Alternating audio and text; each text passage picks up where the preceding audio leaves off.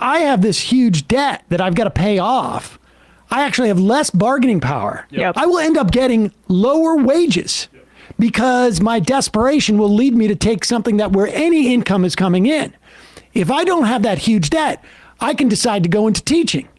Exactly. I can decide to go into areas where into social work, or I can decide like I'm going to wait until I get my worth in the marketplace because I don't have to do this because I don't have this debt that's crushing me in the same way. It's built-in leverage for bosses. And to be clear, also, you talk about like a rise in homelessness amongst older people where Social Security is not able to take care of people because it's just, it was never meant to be the sole thing that is supporting people, even though it's become that for too large of a slice of our elderly. Well, that means that money's also got to be drained from their kids. Their kids are also got this debt. To the extent maybe the parents have had some of the debt. I mean, this cuts across everything. This is about control in the same way that healthcare is about control.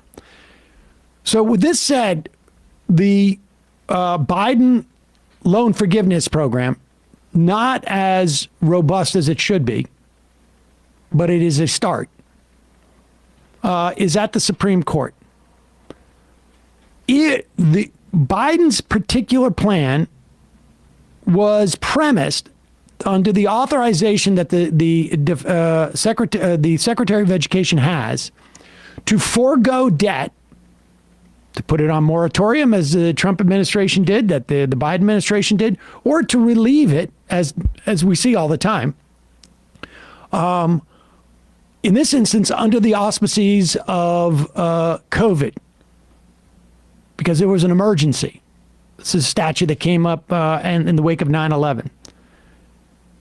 A lot of people argue that they had other authority in which to do it. This, I think, is a representation of the understanding of at least Ayanna Pressley, who came out with Elizabeth Warren calling for $50,000 debt under a different auspices. That is the general power of the Secretary of Education to forgive this debt.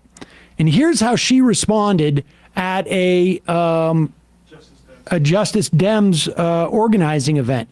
And I'll say what's fascinating about this is like, I don't know INN. Indie News Network. Indie News Network. They're the ones who recorded this. They put it up as if this made her look like she was trying to avoid the question. And it seemed like they hadn't listened to the entire clip or I don't know what. But it seems to me, regardless of how you interpret her saying, like, I shouldn't answer this, we've been told we shouldn't answer questions, which I get was a function of like how much time that they needed. But she answers the question and she's clearly laying out a strategy, at least that she thinks exists. They go to the Supreme Court with this authorization. And if that doesn't work, they go to the next one. Maybe they will, maybe they won't, but that seems to be the strategy. And remember, Congress in passing the American Rescue Act in February of 2021 said that any loan forgiveness given by the Department of Education would not be considered a taxable benefit, which is important because generally loan forgiveness is a taxable benefit. If you owe $50,000 and it's forgiven, you actually pay taxes on that $50,000 because you got it. Mm-hmm. At one point, you got it. And so Congress did anticipate loan forgiveness, which means that they also contemplated the idea that it was legal, that the president had this authority. So remember that when the Supreme Court says Congress didn't explicitly give this authority, they certainly thought they did. But here's Ayanna Pressley. Congressman, didn't you give a memo to Biden with Senator Warren regarding student debt to tell him to use the Higher Education Act? Let me just say this, because I want to get in trouble if I start taking questions from the floor, okay? But pause it. I want to make it clear. they were in the middle of a conversation and a guy yelled out. So they had not, you can hear he doesn't have a microphone. Right. And so she's clearly not talking. She's going to get in trouble from the president of the United States. She's clearly saying, like, the organizers, this format was of not the- supposed to be question and answer because things would go to crazy. But here she answers it anyways. And where that fight stands right now, it is in the Supreme Court. By the way, expand the courts. Reform the courts, expand the courts. And it's not that radical, y'all. There is precedent. It's been done 6 times before. It's far right, it's extremist, it's imbalanced, and they are causing great harm. That is where the student debt issue is right now. But that being said, we're all organizers, and no organizer goes into a fight without a contingency plan. We have them, but I'm not ready to see defeat here because the legal case is sound. The legal case is sound. So, stay tuned on that because we know that that was a motivating issue in the midterms for many. This is a transformational, consequential issue, and we're not giving up this fight. So in the fact that we made it this far, first they said the president didn't have the authority. Then they said it would be regressive in impact and only benefit white graduate students who went to affluent schools. And we have challenged and proven all of that wrong. This is a huge coalition of impacted borrowers, civil rights organizations, union workers, presidents, tradesmen and women. But my point is the progress that has been made is because of the movement. So I'll just close by saying this. It is progress. And it is progress. And listen, 60 million people have already benefited from this relief. Provided the Supreme Court follows the letter of the law, 1 in 4 black borrowers will have their debt zeroed out completely. This is 40 plus million people that stand differently. Do we want more? Do we fight for more? Yes. But Pell Grants are our most burdened recipients. And the fact that $20,000 worth of debt will be canceled for Pell Grant recipients and $10,000 for non-Pell Grant recipients, that is progress.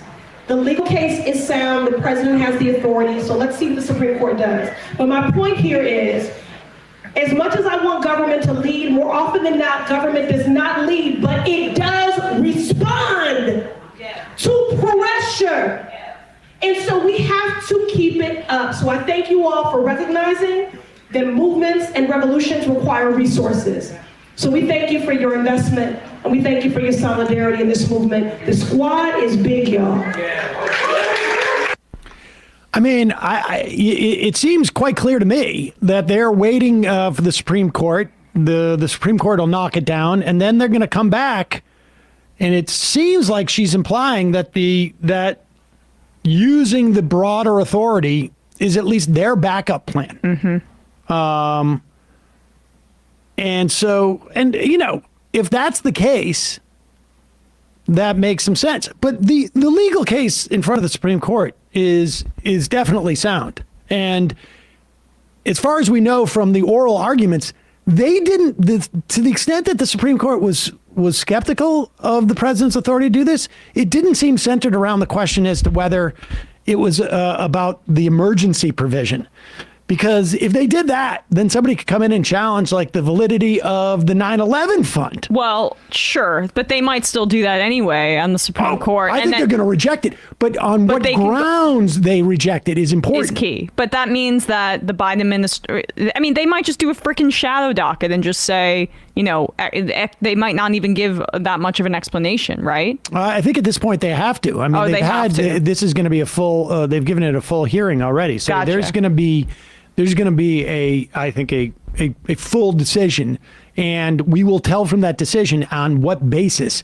I would imagine it's going to be, a 6-3 or a 5-4 decision, and a couple of the conservative justices will do it on different on different grounds. And the pressure will have to be on the Biden administration, especially with a Republican House, to then use the Education Department authority, right? Right. Well, that's the argument from the beginning. I think the idea was that's why they should have done it, because that's probably like a more legally sound strategy. But I don't really care either My way. point is that it's not clear that it's a more legally sound strategy because Well, we got to find out from the Supreme Court, but from the oral arguments, they were not challenging the specific emergency provisional stuff in the oral arguments. Now, maybe they will in the decision, but we'll see.